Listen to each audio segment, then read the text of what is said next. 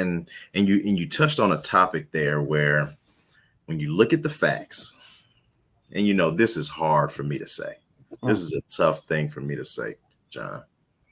When you look at the facts, President Trump did more for HBCUs than President Obama. These are just the facts when you look how everything is laid out. And me being a black man that lived in Chicago for over 10 years, I'm an Obama guy. My son was born the year Obama was elected. So for the first 8 years of his life, he knew as a black man, you could be president. Huge. There was never another time where that could be your beginning thought as a young black boy. Yeah. Now, when you wrote the tweet and we posted it, it had hundreds of comments. What was most impressive to me is that you got in the comment section and responded to most of the comments. All of them. Yeah. And one of my strategies when I first started HBCU grad, and from 2016 to 2020, I would stay up late at night, bleeding in the eyes, responding to every single comment. And that is a tactic that most people won't do. Where did your humility come from in being able to listen and disagree? And another part of that is understanding media, because often people are my age and don't understand this new world. And I'm a 41-year-old man. You're a 51-year-old man, and you understand how important that is. And I'm going to read a quote from someone that responded to one of your comments. Quote, "I can't speak for anyone else, but I am intrigued and impressed by the way he is in the comments, taking all of the critiques, not arguing with those who oppose him, and explaining himself as he listens to what my HBCU peers are saying. He all up and down the comments. That takes courage if nothing else." Where does all this come from? Is this strategy? Is this tactic? Well, or is this who you are, John? So let me say this to you. I believe our nation is facing some very, very big challenges. And I believe the greatest opportunity for solution to those challenges will come out of an HBCU grad. That's what I believe. I believe that HBCU grads have more power and influence than I'm going to have. I do have in many ways.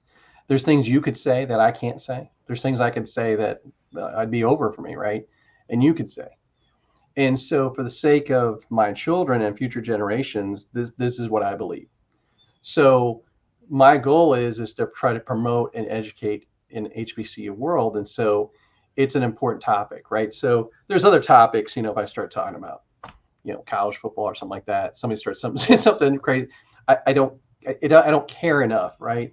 But this topic is really important to me, right? I've been around it my entire life. This is very important. And look, I throw tweets out here and there. I don't know where they're going to go viral. I don't know what's going to happen. And I didn't think I'd ever have anything go viral, but that one did. And then when it was on your page, and thank you again for sharing that, and people were giving comments back, I was like, hey, this is an important topic. Let's take this conversation further. So that's where that comes from. The second part with responding to comments, everyone, I respect people having their opinion, right? Like you say you're a Democrat, I'm saying Republican, but what they wouldn't even argue about that. You're like, hey, I respect that. My dad was a lifelong Democrat. That's a good thing. So we start with, I always try to thank people, like, thank you for sharing your opinion. Like there's just a humanity in being kind to people, right?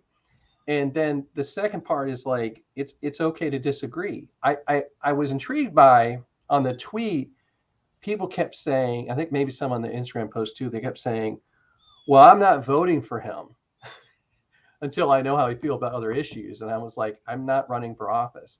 I thought it was funny when people would say things like, well, I want to see what kind of tax breaks he gets for giving HBCUs.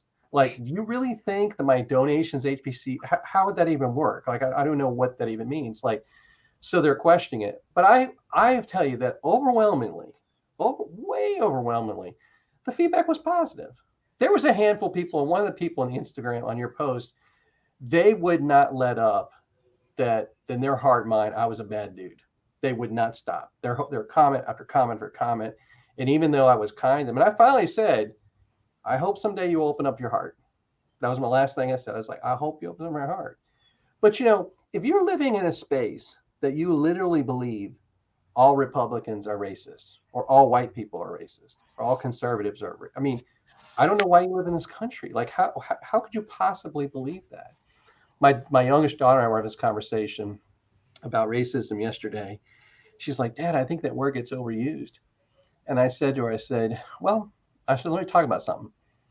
Our family tree goes to Ohio. Well, we have a medal that my ancestor Crossman won fighting for the Union. Civil War is about slavery. Who died fighting the Civil War? Who won? White guys. That's happened, right?